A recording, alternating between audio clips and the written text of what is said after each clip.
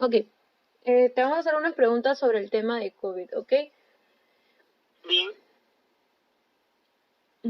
¿Qué cuidados o intervenciones realizan para personas que buscan atención de emergencia, aparte del COVID? bueno, primero que todo, paciente que va a un hospital a atenderse, tenemos dos áreas diferentes, ¿no? Diferenciadas. La primera es un área de COVID para los pacientes que tienen sintomatología y un área que es no COVID para los pacientes que están sin sintomatología no respiratoria. Estos pacientes entran por el triaje, son dirigidos a esta área, ¿no? Y ahí se les puede dar atención prioritaria de emergencia. ¿Qué cuidados especiales tienen para estas personas que no tienen esa enfermedad? Bueno, se ha implementado en esta área de no COVID, los médicos están debidamente no uniformes, con sus uniformes protectores, están a una distancia de más de 1,5 metros de lo que respecta al paciente. Hay desinfección de los equipos, ¿no? Siempre, cada mañana, los 3 turnos diferentes, hay un personal que se encarga de eso y los pacientes van siendo guiados por el personal de seguridad y van ingresando en forma ordenada sin que se produzca aglomeración. Ujú. ¿Hay un descarte de esta enfermedad para estos pacientes? Mira, a ver, los pacientes que llegan al hospital por una emergencia o una urgencia, primero se les trata la urgencia.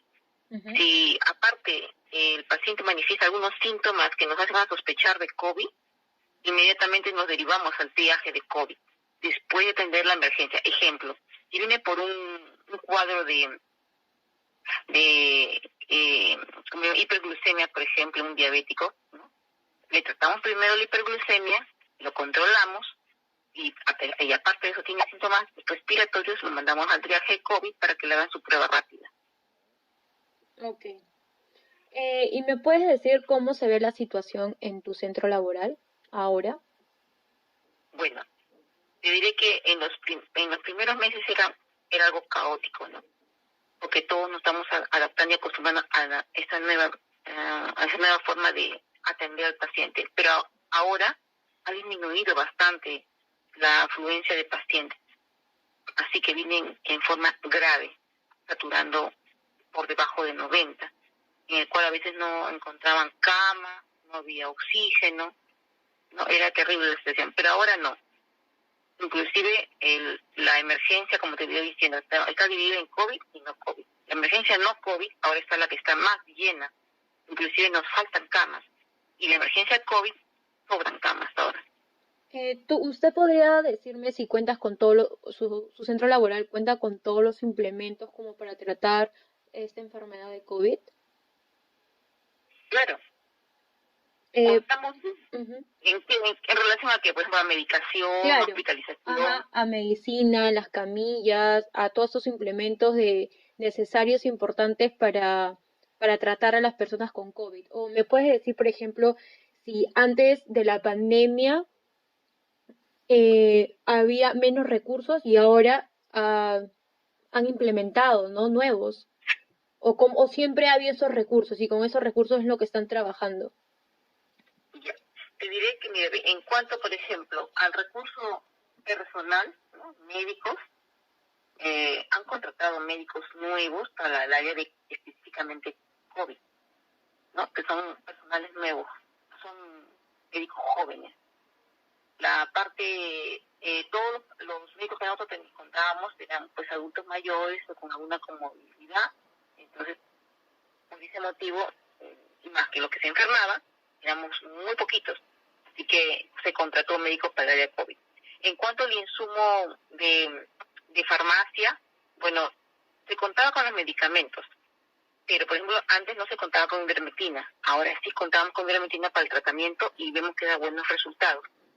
En cuanto al oxígeno, bueno, llegó un momento en que no teníamos el oxígeno suficiente para poder apoyar a los pacientes, pero como te digo, actualmente el número de pacientes con COVID han disminuido, así que tenemos camas disponibles, ¿no?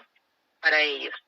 En cuanto al recurso por ejemplo, para intubar al paciente, para monitoreo con un respirador, eso sí, no contamos con un respirador, ¿no? Así que esos pacientes son derivados a Sabogal, a la red que pertenecemos. Ok. ¿Me puedes decir más o menos un aproximado de pacientes que tú atiendes por día? Eh, Más que todo esos pacientes que han tenido la enfermedad, ¿no? Un número aproximado por día, o si me lo puedes sacar por semana, por mes, o cómo ha sido, cuánto era cuando el comienzo de la pandemia y ahora cómo ha disminuido. Si me Ya, pudieras decir un número. ya. Primeramente, debemos diferenciar, ¿no? Por ejemplo, yo trabajo en el área no COVID, en emergencia del área no COVID, y hay otro área que es COVID, ¿no? COVID, desde que empezó la pandemia, siempre ha sido llenecita, unas colas largas para la atención. Pero en el área no COVID se supone que pasaban pacientes que no tenían enfermedad de COVID, pero a la larga salían con una enfermedad aguda, ya sea apendicitis, hiperglicemia, y aparte tenía su COVID. Es decir, era difícil poder al paciente, ¿no? decir tú al COVID, tú no al COVID, ¿no? Tú tienes o tú no tienes, era muy difícil. Prácticamente en el triaje de emergencia, ¿no? Normal, teníamos pacientes por el problema agudo y asociado más a su problema de COVID. Te diré, pues al inicio tendríamos pues unos 6 pacientes diarios de COVID, ¿no? Más o menos en la emergencia no COVID. Ahora, actualmente, casi todos los que llegan ya han tenido COVID. Serán pocos los que ya no han tenido, ¿no? Tenemos bastante gente ya infectada, pero que ya pasó la enfermedad, y algunos nuevos, serán poquitos, 2 o 3 por día, que son recientemente diagnosticados. Ujú. Y antes, cuando empezó la pandemia, más o menos, ¿cuántos pacientes atendías por día? Más o menos al día se atendían unos 8 pacientes, en Ocho, un turno de 6 horas. en un turno, de hecho, de... En emergencia, no COVID, porque lo que es COVID, pues COVID, ¿no? Ujú. Y tú podías saber Ahora, más o menos ahora, cuánto ¿cuántos llegaba. pacientes con COVID? Ujú. Serán pues 2 o 3 que están en la fase aguda, porque después los demás ya han tenido. Ok. Eres en el área no COVID, Sí. pero claro, tú puedes saber aproximadamente en tu centro laboral cuántas personas llegaban con COVID. Uy, ¿en qué? ¿En esta época o en la época anterior? Si pudieras como darnos un ejemplo de antes y el ahora, ¿no? Mm, bueno, en el área COVID, Ujú. pues, sobrepasaba Por día. más de 100 por día. Y fallecidos eran como así diario, se morían pues 8 o 10 pacientes. Ujú. Algunos esperando oxígeno, otros esperando cama. Morían, llegaban mal y no aguantaban, no toleraban, y las colas eran inmensas. Ok. Ajá, ahora sí, de mi área, como te digo, 2. En el área de COVID, pues diagnosticarán pues unos 10 20, pero entre los que llegan mal, pues serán unos 4 5, y los que son leves, moderados, son la mayoría, ¿no? Ok. ¿Qué se debe hacer si tengo síntomas de COVID y cuándo debo buscar la atención médica? Hay que entender que la enfermedad de COVID tiene 2 fases. Ujú. La primera fase es la fase gripal y la segunda es la fase pulmonar o neumónica. Lo ideal es tratar al paciente en la primera fase, donde las características son, la mayoría se comporta como un proceso gripal, ¿no? Cuando la garganta, tos, estornudo, de cabeza, algunos hacen fiebre, algunos hacen diarrea. Esa es la fase más importante para empezar el tratamiento, ¿no? Porque ya cuando se entra a la segunda fase, y sobre todo si tiene comorbilidades como hipertensión o diabetes, pues casi no se puede hacer muchas cosas por ello, salvo esperar que responda al tratamiento. ¿Y tú recomiendas cuando estás en la primera fase o cuando ya presentas alguno de esos síntomas, no sé, consultar a un médico desde tu casa o o acercarse a un centro de salud, tipo de un hospital, una clínica? Ya. Lo ideal es, claro, atenderse en un primer centro de salud, ¿no? Que un médico que lo deben atenderlo. empezar el tratamiento ya apenas empieza la primera fase. Pero ¿qué sucede? Que no todos van a ser una enfermedad severa. Hay unos que hacen leve y moderado.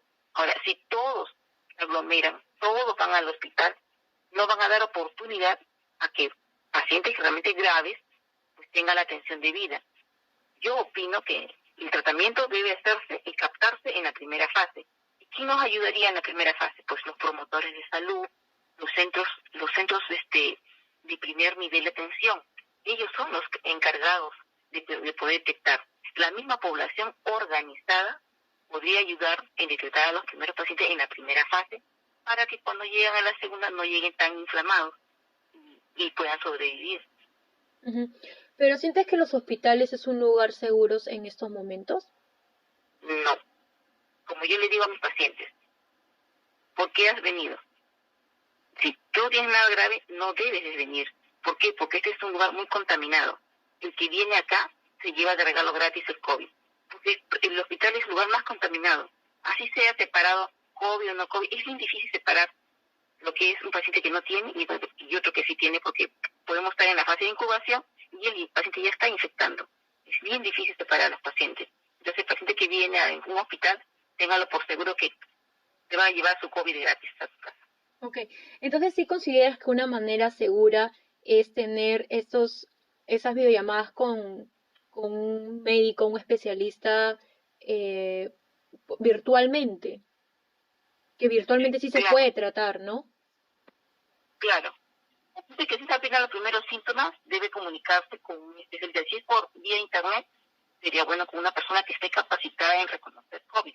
Ujú. Y después debería haber un personal también entrenado que vaya a la casa y que pueda, ¿no?, ayudar a diagnosticar sobre todo los síntomas, ¿no? Ok. En tu centro laboral, ¿cómo se actúa ante un posible caso de COVID en Ya, el personal, de tu hospital? en mis compañeros. Ujú. Sí. Ya. En mi centro de salud tenemos un médico que se llama un médico ocupacional, que trabaja todos los días. Entonces, ellos cada 15 días mandan una lista de todo el personal que debe pasar con este médico ocupacional y hacerse la prueba para COVID. Personal que se descubre con IgG o IgM positivo, es paciente que se va a aislamiento. ¿Por cuántos días los manda? 14 a 15 días. Ok, y luego de 15 días ellos se tienen que hacer una prueba, hay un seguimiento para Nuevamente, ellos. sí, antes de retornar al hospital a trabajar, nuevamente se presenta con el médico ocupacional y le vuelvan a hacer su prueba y su examen clínico, ¿no?, para ver si está en capacidad de reiniciar nuevamente su trabajo. Ok. Eh, Asimismo, el personal también no solamente se va a aislamiento 14 días, sino también se le asigna un personal que lo llame todos los días, como monitoreando su enfermedad, ¿no? ujú. ¿Cómo se actúa ante un posible caso de COVID en el personal de su centro? Ah, no, disculpa. ¿Cuáles son los síntomas de COVID que requiere atención médica de emergencia? Ya.